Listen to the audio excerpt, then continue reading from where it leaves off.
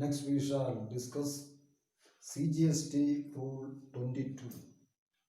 CGST Rule 22 deals with the procedure for cancellation of registration. ക്യാൻസലേഷൻ്റെ പ്രൊസീജിയറാണ് CGST rule 22-ൽ പറയുന്നത്. അതിൻ്റെ ക്യാൻസലേഷനുമായിട്ട് ബന്ധപ്പെട്ട CGSTയുടെ സെക്ഷൻ പറഞ്ഞിരിക്കുന്നത് section 29. Section 29 of the CGST Act 2017 deals with the provisions regarding the cancellation of registration.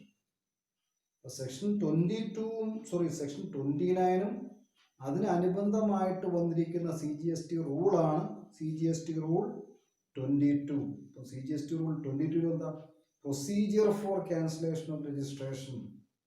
അപ്പം ഇഷ്യൂ ചെയ്തിരിക്കുന്ന ഒരു രജിസ്ട്രേഷൻ ക്യാൻസൽ ചെയ്യണമെങ്കിൽ പ്രോപ്പർ ഓഫീസർ എന്ത് പ്രൊസീജിയറാണ് ഫോളോ ചെയ്യേണ്ടത്?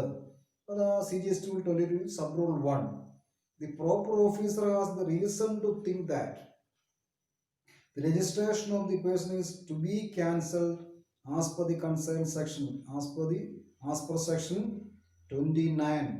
Section 29 പ്രകാരം പ്രോപ്പർ ഓഫീസറിന്റെ ചിന്താഗതിക്ക് അനുസരിച്ച് എന്താ രജിസ്ട്രേഷൻ ക്യാൻസൽ ചെയ്യണം. He shall issue a notice to such person. ഏകപക്ഷീയമായിട്ട് രജിസ്ട്രേഷൻ ക്യാൻസൽ ചെയ്യാൻ പറ്റുകയില്ല. The proper officer shall issue a show cause notice. ഒരു കാരണം കാണിക്കൽ നോട്ടീസ് ഇഷ്യൂ ചെയ്യണം. അതെന്താണ്? In form GST registration 17. Form GST registration 17-ൽ കാരണം കാണിക്കൽ നോട്ടീസ് ഇഷ്യൂ ചെയ്യുക. Then requiring him to show cause, അതാണ് കാരണം കാണിക്കുന്നതിന് വേണ്ടി നോട്ടീസ് കൊടുക്കുക. Within a period of 7 working days from the date of service of such notice. അങ്ങനെ കൊടുക്കുന്ന ആ ഷോ കോസ് നോട്ടീസ് പറയും ഈ നോട്ടീസ് കിട്ടി 7 ദിവസത്തിനകം ആവശ്യമായ എക്സ്പ്ലനേഷൻ തന്നിരിക്കണം. എന്തുകൊണ്ട് താങ്കളുടെ രജിസ്ട്രേഷൻ ക്യാൻസൽ ചെയ്യാൻ പാടില്ല? Why your registration should not be cancelled. Show cause, കാരണം കാണിക്കുക. ഈ നോട്ടീസ് കിട്ടി 7 ദിവസത്തിന് എക്സ്പ്ലനേഷൻ കൊടുത്തിരിക്കണം. As to why his registration shall not be cancelled.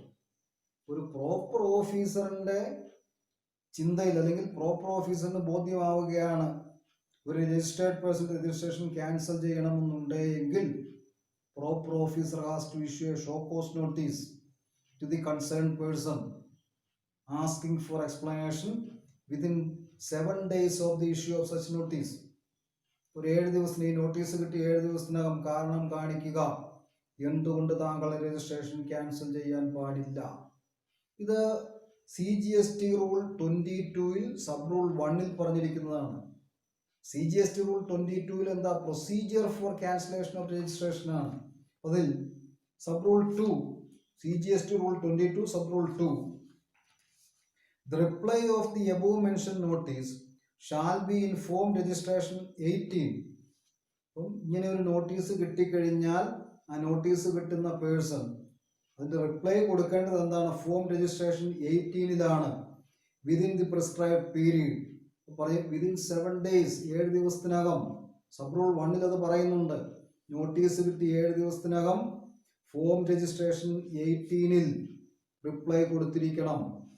Then 3, where a person who has submitted an application for cancellation of registration is no longer liable to be cancelled. അപ്പം അങ്ങനെ registration cancel ചെയ്യുന്നതിന് വേണ്ടി ഒരു application കൊടുത്തിരിക്കുന്ന വ്യക്തിയാണെങ്കിൽ is no longer liable to be cancelled, the proper officer will issue an order in form GST registration 19 cancelling the registration. ഒരു application concerned ആയിട്ടുള്ള registered person ആണ് കൊടുത്തിരിക്കുന്നതെങ്കിൽ ഇങ്ങനെ ഷോക്കേസ് നോട്ടീസൊന്നും കൊടുക്കേണ്ട കാര്യമില്ല. ആ രജിസ്ട്രേഷൻ ക്യാൻസൽ ചെയ്യുകയാണ് ചെയ്യുന്നത്. അപ്പം അങ്ങനെ രജിസ്ട്രേഷൻ ക്യാൻസൽ ചെയ്യുന്നത് എന്താണ്? ഫോം GST രജിസ്ട്രേഷൻ 19-ലാണ് ക്യാൻസലേഷൻ സർട്ടിഫിക്കറ്റ് കൊടുക്കേണ്ടത്. Within a period of 30 days from the date of application or the date of reply to show cause as the case may be. Show cause നോട്ടീസിന് reply കിട്ടിക്കഴിഞ്ഞാൽ 30 ദിവസത്തിനകം, അല്ലെങ്കിൽ ഒരു registration cancel ചെയ്യുന്നതിന് വേണ്ടി registered person ഒരു application കൊടുത്തു കഴിഞ്ഞാൽ ആപ്ലിക്കേഷൻ കിട്ടി 30 ദിവസത്തിനകം ഫോം GST 19-ൽ രജിസ്ട്രേഷൻ ക്യാൻസൽ ചെയ്തിരിക്കുന്നതായിട്ട് ഒരു സർട്ടിഫിക്കറ്റ് ഇഷ്യൂ ചെയ്യണം, രജിസ്ട്രേഷൻ ക്യാൻസൽ ചെയ്തിരിക്കണം. ഇത് CGST റൂൾ 22 സബ് റൂൾ 3 പ്രകാരമാണ്. ദെൻ സബ് റൂൾ 4 പറയുന്നത് if the reply furnished is found to be satisfactory. എന്താ ഒരു CGST റൂൾ 22 സബ് റൂൾ 1 പ്രകാരം ഷോ കോസ് നോട്ടീസ് കിട്ടി. ആ ഷോ കോസ് നോട്ടീസ് കിട്ടിയിരിക്കുന്ന വ്യക്തി ഷോ കോസ് നോട്ടീസ് ലഭിച്ച 7 ദിവസത്തിനകം അതിന് റിപ്ലൈ കൊടുത്തു. ആ റിപ്ലൈയിൽ പ്രോപ്പർ ഓഫീസർ സാറ്റിസ്ഫൈഡ് ആണ് എങ്കിൽ if the reply furnished is found to be satisfactory, the proper officer shall drop the proceedings and pass an order in form GST registration 20. എന്താ ഒരു CGST rule 22 sub rule 1 പ്രകാരം show cause notice ഒരു registered person കൊടുത്തു. Show cause notice കിട്ടി 7 ദിവസത്തിനകം ആ registered person proper ഓഫീസിന് reply കൊടുത്തു.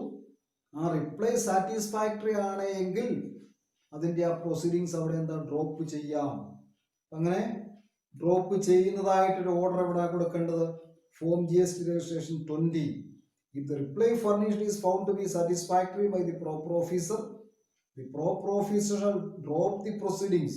അപ്പോൾ ക്യാൻസലേഷൻ്റെ പ്രൊസീഡിങ്സ് ഒക്കെ ഡ്രോപ്പ് ചെയ്യുകയും and pass an order in form GST registration with that effect. താങ്കൾക്കെതിരെയുള്ള എല്ലാ ക്യാൻസലേഷൻ പ്രൊസീജിയറും ഡ്രോപ്പ് ചെയ്തിരിക്കുന്നതായിട്ടൊരു അറിയിപ്പ് GSTയിൽ എന്താ ഫോം GST രജിസ്ട്രേഷൻ 20 ആ വ്യക്തിക്ക് ഇഷ്യൂ ചെയ്യണം. ഇത് CGST റൂൾ 22 സബ് റൂൾ 4 പ്രകാരമാണ്. ദെൻ സബ് റൂൾ 5 എന്താ പറയുന്നത്? The provision shall be applicable to legal heirs. അപ്പം എന്താ നിയമപരമായ അനന്തരാവകാശികൾ. ലീഗൽ ഹയേഴ്സ് എപ്പോഴാണ് വരുന്നത്? ഒരു ഡിസീസ് പേഴ്സന്റെ കാര്യത്തിലാണ്. Legal heirs of a deceased proprietor as if the application had been submitted by the proprietor himself. അപ്പം ഒരു ഡിസീസ് പ്രൊപ്പറൈറ്ററിന്റെ ലീഗൽ ഹയേഴ്സ് കൊടുക്കുന്ന ആപ്ലിക്കേഷൻ ആ ഡിസീസ് പാർട്ട്ണർ തന്നെ കൊടുക്കുന്നതായിട്ട് കണക്കാക്കുകയും ഡിസീസ് പേഴ്സൺ തന്നെ കൊടുക്കുന്നതായിട്ട് കണക്കാക്കുകയും അതിൻ്റെ പ്രൊസീഡിങ്സ് എല്ലാം നടപ്പിലാക്കുകയും ചെയ്യണം. ഇത് ക്യാൻസലേഷൻ ഓഫ് രജിസ്ട്രേഷൻ്റെ procedure that is given in CGST rule 22. Then CGST rule 22 sub rule 1, 2, 3, 4, 5 5 sub റൂളുകളാണ്.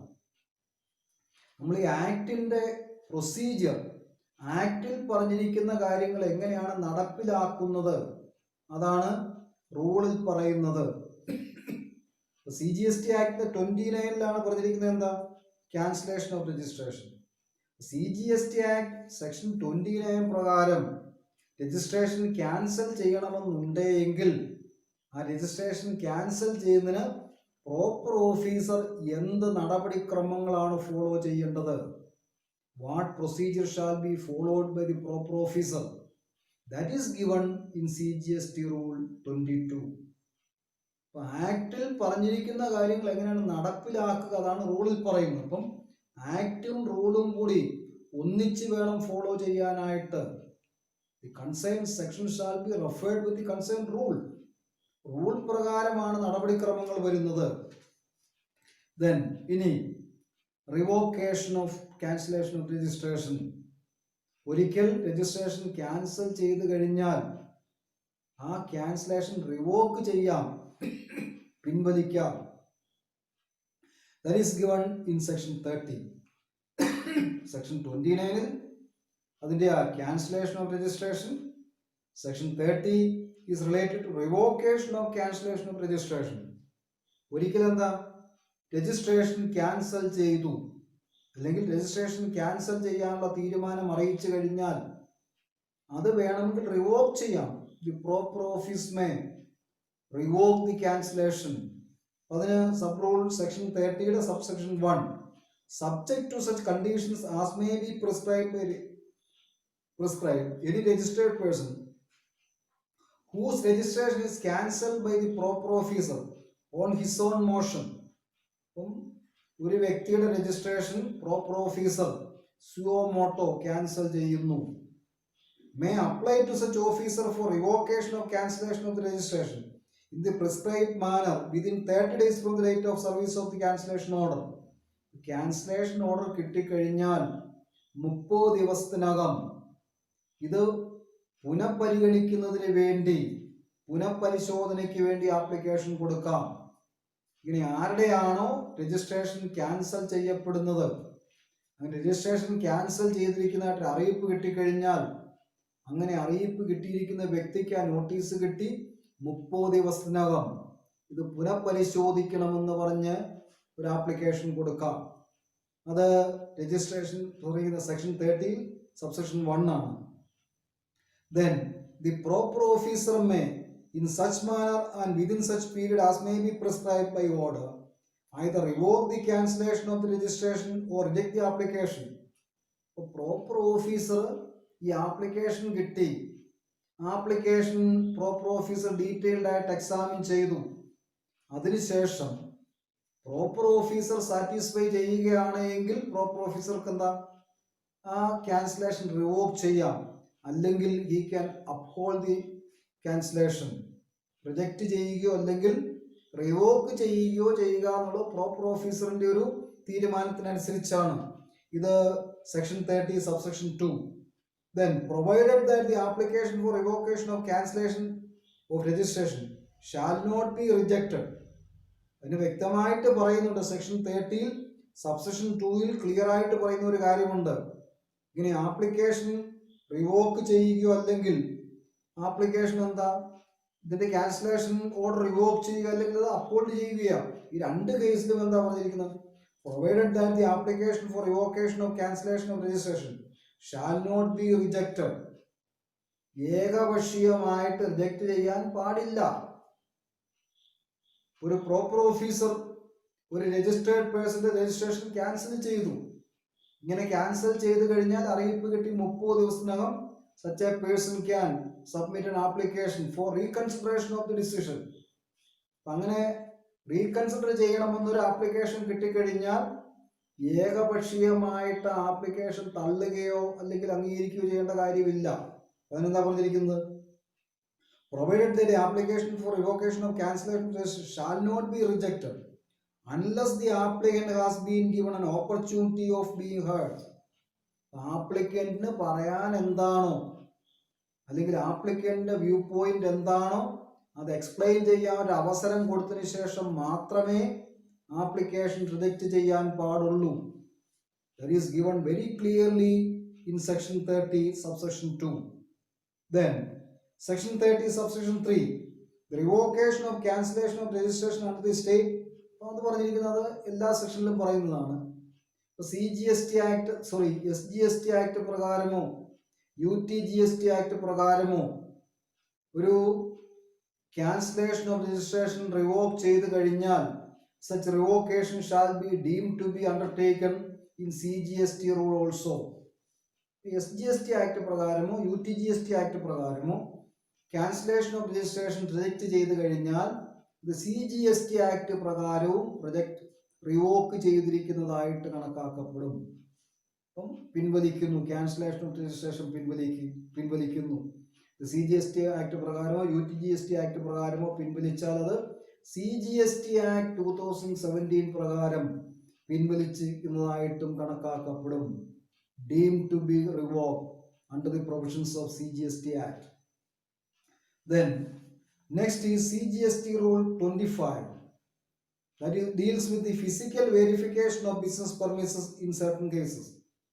ചില പ്രത്യേക കേസസിൽ പ്രോപ്പർ ഓഫീസറിനെ physically inspect, physically verify the premises of the registered person once the registration is given.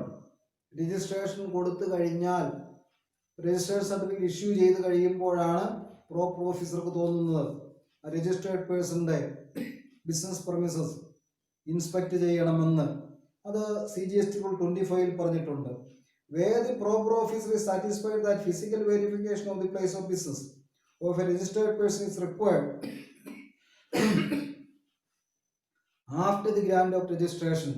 Registration കൊടുത്തു കഴിഞ്ഞപ്പോൾ proper ഓഫീസർക്ക് തോന്നുകയാണ് ആ വ്യക്തിയുടെ പ്രിമൈസസ് ഒന്ന് ഫിസിക്കലി വെരിഫൈ ചെയ്യണം.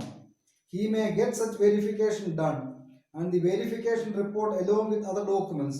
അപ്പം അയാൾക്ക് സ്വയം പ്രോപ്പർ ഓഫീസർ എന്താ സ്വയം ഫിസിക്കലി അത് വേരിഫൈ ചെയ്യാം. അങ്ങനെ വേരിഫൈ ചെയ്യുകയാണെങ്കിൽ ആ വേരിഫിക്കേഷൻ റിപ്പോർട്ടും മറ്റു ഡോക്യുമെന്റുകളും including photograph shall be uploaded in form GST registration 30 on the common portal.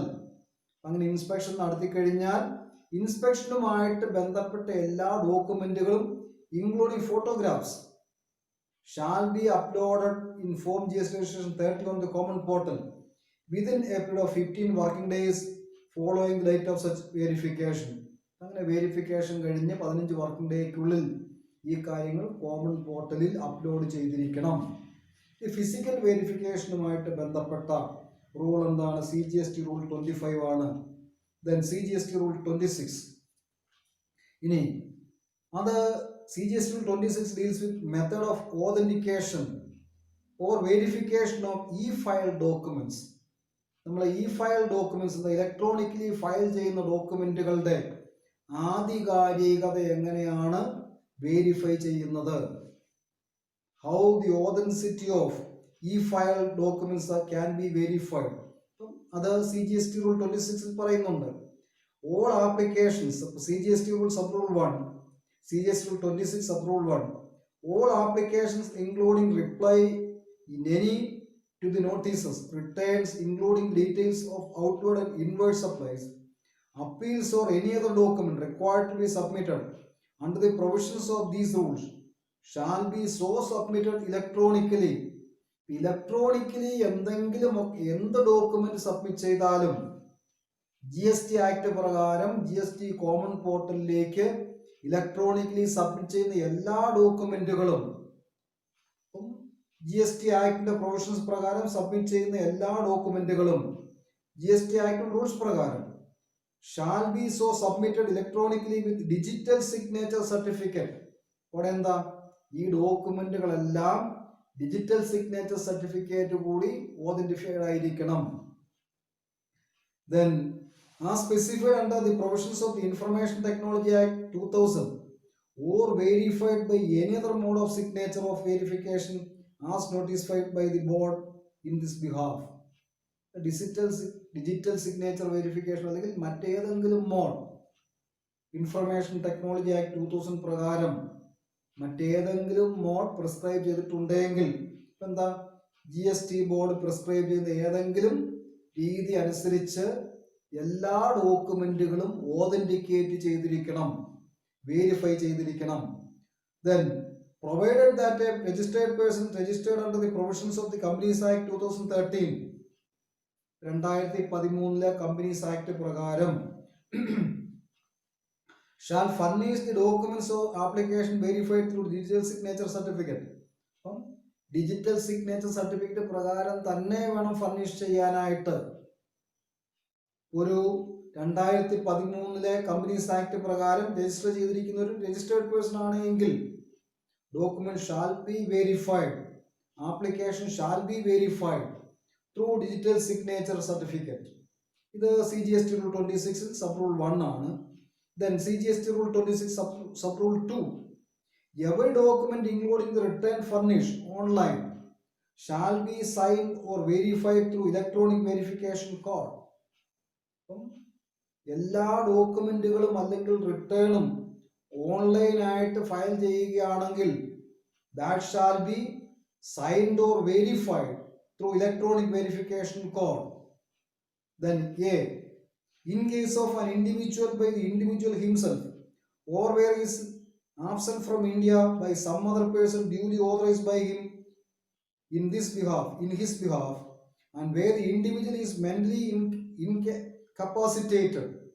ആ വ്യക്തിക്ക് എന്താ? മെന്റലി ഇൻകപ്പാസിറ്റേറ്റഡ് ആണ്, മെന്റലി അയാൾക്ക് കപ്പാസിറ്റി ഇല്ല ഇത് വെരിഫൈ ചെയ്യാൻ, ഓതന്റിക്കേറ്റ് ചെയ്യാൻ. From attending to his affairs by his guardian or by any other person competent to act on his behalf. ഒരു വ്യക്തി എന്താ? മെന്റലി ഇൻകോമ്പീറ്റന്റ് ആണ്, ഇൻകപ്പാസിറ്റേറ്റഡ് ആണ് എങ്കിൽ അയാൾക്ക് വേണ്ടി ഗാർഡിയനോ അല്ലെങ്കിൽ മറ്റേതെങ്കിലും ഒരു ഓതറൈസ്ഡ് വ്യക്തിക്കോ ഇത് ഓതന്റിക്കേറ്റ് ചെയ്യാം. Then B, in case of a Hindu undivided family, ഒരു ഹിന്ദു അൺഡിവൈഡഡ് ഫാമിലി ആണെങ്കിൽ അതിൻ്റെ കർത്തായാണ് ഓതന്റിക്കേറ്റ് ചെയ്യേണ്ടത്. By a karta and when the karta is absent from India or is mentally incapacitated from attending to his affairs by any other adult member of such family or by the authorized signatory of such കർത്ത. ഇതെല്ലാം എന്ത് ചെയ്യും? നമ്മൾ electronically file ചെയ്യുന്ന ഡോക്യുമെന്റുകളുടെ ഓതന്റിക്കേഷനുമായിട്ട് ബന്ധപ്പെട്ട കാര്യങ്ങളാണ് CGST റൂളിൽ പറഞ്ഞിരിക്കുന്നത്. അത് 2013 companies act പ്രകാരം രജിസ്റ്റർ ചെയ്തിരിക്കുന്ന വ്യക്തികളാണെങ്കിൽ, ഇനി അതല്ല ഒരു ഹിന്ദു അൺഡിവൈഡഡ് ഫാമിലി ആണെങ്കിൽ ആരാണ് ഓതന്റിക്കേറ്റ് ചെയ്യേണ്ടത്? ഹിന്ദു അൺഡിവൈഡഡ് ഫാമിലി ആണെങ്കിൽ നോർമലി അതിൻ്റെ ഹെഡാണ് കർത്ത. ഹിന്ദു ഫാമിലിയുടെ കർത്തായാണ് ഓതന്റിക്കേറ്റ് ചെയ്യേണ്ടത്. ഇനി കർത്തായ്ക്ക് ഓതന്റിക്കേറ്റ് ചെയ്യാൻ ഫിസിക്കലി സാധ്യമല്ല എങ്കിൽ ഒരു elderly member of the undivided family അല്ലെങ്കിൽ ഒരു authorised person. Then C. In case of a company, the chief executive officer or authorized signatory thereof. കമ്പനികളാണെങ്കിൽ കമ്പനിയുടെ സിഇഒയോ അല്ലെങ്കിൽ ഓതറൈസ്ഡ് സിഗ്നേച്ചറി, കമ്പനിക്ക് വേണ്ടി ഒപ്പിടാൻ സിഗ്നേച്ചർ ഇടാൻ അതോറിറ്റി ഉള്ളയാൾ authorised signatory. In some cases may be the company secretary. ആർക്കാണോ അതോറിറ്റി ഉള്ളത് അവരാണ് ഓതന്റിക്കേറ്റ് ചെയ്യേണ്ടത്. Then CGST rule 26D. In case of a government or any governmental agency or local authority by an officer authorized in this behalf. ഇവിടെ എല്ലാം എന്താ? ആർക്കാണ് ഒരു filed document authenticate ചെയ്യാനുള്ള റൈറ്റ് ഉള്ളത്, അതോറിറ്റി ഉള്ളത്? ഗവൺമെന്റ് ഏജൻസിയോ അല്ലെങ്കിൽ ഗവൺമെന്റിന്റെ ഡിപ്പാർട്ട്മെന്റുകളോ ആണ് എങ്കിൽ, ലോക്കൽ അതോറിറ്റി ആണ് എങ്കിൽ എന്താ? By an officer authorised in this behalf. അപ്പം ഇതിനു വേണ്ടി അധികാരപ്പെടുത്തിയിരിക്കുന്ന ഒരു വ്യക്തി. Then case of a partnership firm by any partner, ഏതെങ്കിലും ഒരു പാർട്ട്ണർക്ക് not being a minor or authorised signatory thereof. ഒരു മൈനർ അല്ലാത്ത ഏത് പാർട്ട്ണർക്കും ഓതറൈസ്ഡ് സിഗ്നേച്ചറിക്കും ഡോക്യുമെന്റ്സ് ഓതന്റിക്കേറ്റ് ചെയ്യാനുള്ള റൈറ്റ് ഉണ്ട്. ഇത് റൂൾ 26 സബ് റൂൾ ഇ ആണ്. Then rule 26 sub rule 2 sub rule F. In case of any other association by any member of the association or persons or authorized signatory. ഇവിടെ എല്ലാം authorised സിഗ്നേച്ചറി വരുന്നുണ്ട്. അപ്പം ഒരു authenticate ചെയ്യുന്നതിന് വേണ്ടി അധികാരപ്പെടുത്തിയിരിക്കുന്ന വ്യക്തിക്ക് ഓതന്റിക്കേറ്റ് ചെയ്യാം. Then in case of a trust ആണെങ്കിൽ ആരാണ്? By the trustee or any trustee or authorized signatory thereof. ഏതെങ്കിലും ഒരു ട്രസ്റ്റിക്ക് അല്ലെങ്കിൽ ഓതറൈസ്ഡ് ഇതിന് അധികാരപ്പെടുത്തിയിരിക്കുന്ന ട്രസ്റ്റിക്കോ അല്ലെങ്കിൽ ഏതെങ്കിലും ഒരു ട്രസ്റ്റിക്കോ അല്ലെങ്കിൽ ഓതറൈസ്ഡ് സിഗ്നേച്ചറിക്കോ ഇതെന്താണ്? File documents can be verified and authenticated. അങ്ങനെ ഒരു ഓതന്റിക്കേറ്റ് ചെയ്താൽ മാത്രമേ അതിനൊരു ഓതന്റിസിറ്റി ഉള്ളൂ, അംഗീകാരം കിട്ടുകയുള്ളൂ. Then in case of any other person by the some person competent to act on his behalf or by a person authorized in accordance with the provisions of the section. മറ്റേതെങ്കിലും വ്യക്തിയുടെ കാര്യമാണെങ്കിൽ എന്താ? അതിനൊരു competency ഉള്ള ഒരു വ്യക്തിയോ അല്ലെങ്കിൽ authorised വ്യക്തിക്കോ file documents can be verified and authenticated. അത് CGST റൂൾ 26 വളരെ ഡീറ്റെയിൽഡ് ആയിട്ട് പറയുന്നുണ്ട്. Then CGST rule 26 sub rule 3. Every notice, certificates and orders shall be issued electronically by the proper officer.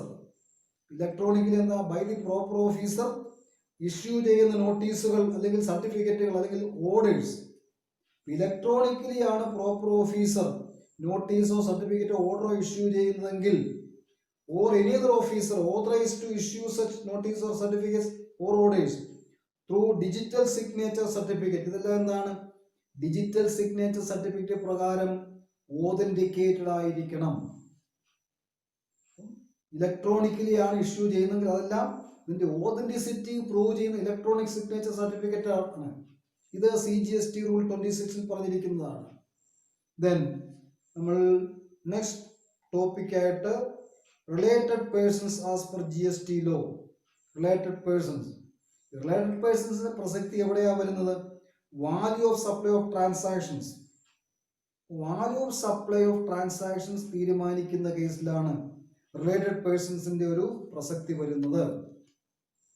Not wholly in money. അപ്പം പ്രധാനമായിട്ട് നമ്മൾ ഈ related പേഴ്സൺസിന്റെ provisions പഠിക്കുന്നത് പൂർണ്ണമായിട്ടും പണം കൊടുക്കാതെ സപ്ലൈ നടത്തുന്ന കേസുകളിലാണ്. അതിന്റെ വാല്യൂ തീരുമാനിക്കുക. അതിന് വേണ്ടിയിട്ടാണ് റിലേറ്റഡ് പേഴ്സൺസ്. റിലേറ്റഡ് പേഴ്സൺസിന്റെ അകത്ത് എന്താ? Such persons are officers or directors of one another's business. Related person ആണ്. ഒരു ബിസിനസിന്റെയോ അല്ലെങ്കിൽ മറ്റൊരു ബിസിനസിന്റെയോ റിലേറ്റഡ് ആയിട്ടുള്ള ഓഫീസേഴ്സ്, അത് GST ആക്ട് പ്രകാരം റിലേറ്റഡ് പേഴ്സൺസ് ആയിട്ട് വരും. Person legally recognised are partners in a business. ഒരു ബിസിനസ്സിലെ പാർട്ട്നേഴ്സ് എന്താ? റിലേറ്റഡ് പേഴ്സൺസ് ആണ്. ഇവർക്കിടയിലുള്ള ട്രാൻസാക്ഷൻസ് എന്താ? അവിടെ ഫുള്ളി മണി ട്രാൻസാക്ഷൻ ആകണമെന്നില്ല. അങ്ങനെയുള്ള കേസിൽ അതിൻ്റെ ആ വാല്യൂ ഓഫ് സപ്ലൈ എങ്ങനെ തീരുമാനിക്കും? Then such persons are employer and employee. Related persons ആയിട്ടാണ് വരുന്നത്. Then any person directly or indirectly owns, controls or holds 25% or more of the outstanding voting stock or shares or both of them. Voting സ്റ്റോക്കോ ഷെയർസോ ഒക്കെ 25% കൂടുതൽ ഒരു കമ്പനിയിലോ ഓർഗനൈസേഷനിലോ ഒരാളുടെ കൈവശമാണ് ഇരിക്കുന്നതെങ്കിൽ ആ കമ്പനിയുമായിട്ട് അല്ലെങ്കിൽ ഓർഗനൈസേഷനോ കഴിയുമ്പോൾ റിലേറ്റഡ് പേഴ്സൺ ആണ്. Then one of them directly or indirectly controls the other. അപ്പം നേരിട്ടോ അല്ലാതെയോ മറ്റൊരു ബിസിനസ് കൺട്രോൾ ചെയ്യുന്ന ഒരു വ്യക്തി റിലേറ്റഡ് പേഴ്സൺ ആണ്. ഇനി third person directly or indirectly controls both of them. Together they directly or indirectly controls A third person. ഇവിടെ എല്ലാം എന്താ? ഇവരെല്ലാം റിലേറ്റഡ് പേഴ്സൺ കാറ്റഗറിയിൽ വരും. Or they are members of the same family. ഒരു ഫാമിലിയിലെ മെമ്പേഴ്സ് എല്ലാം റിലേറ്റഡ് പേഴ്സൺസ് ആണ്. ഇവർക്കിടയിലുള്ള ട്രാൻസാക്ഷൻസ് പൂർണ്ണമായിട്ടും പണം കൊടുത്തുള്ളതാകണമെന്നില്ല. അങ്ങനെയുള്ള സാഹചര്യങ്ങളിൽ വാല്യൂ ഓഫ് സപ്ലൈ എങ്ങനെ തീരുമാനിക്കും? അതിനാണ് ഈ റിലേറ്റഡ് പേഴ്സൺസിന്റെ ഒരു പ്രസക്തി വരുന്നത്. Under GST also includes legal persons and persons who are associated in the business of one another. In that one is sole agent or sole distributor or sole concessionaire of one another. Further, related parties are also referred to as related persons or distinct persons under GST. Related persons ഉം distinct persons ഉം ഒക്കെ നമ്മൾ value of സപ്ലൈയുടെ calculation ആണ്. Thank you.